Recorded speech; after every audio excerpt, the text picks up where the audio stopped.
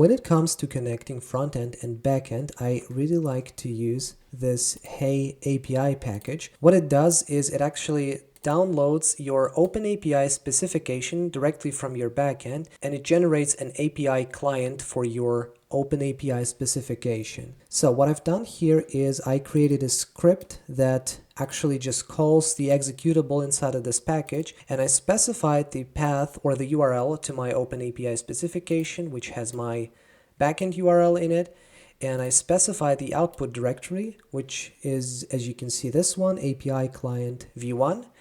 And then I specified what kind of client I want to generate. In this case, I want to generate a client for the fetch function. There are also other providers for Angular, Next.js, and I think other frameworks, but I've been using this fetch client all the time. So what I can do now with this script is I can run it, and as you can see, done, your output is in API client v1.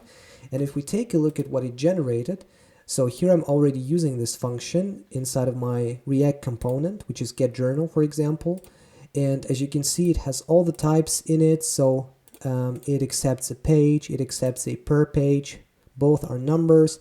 It returns this items array. And if we take a look at this, if I go to the definition of this type, now as you can see, here we have created at, ID, input description, and so on. And these are exactly the properties that I have in my backend. So here's the corresponding backend type with an ID, type name, created at nutrition. We also had it here, exactly nutrition. If we go to nutrition, this is what it looks like. Also calories, carbs, and so on, all are numbers. And if we take a look at this, as you can see, it's exactly the same structure on the backend.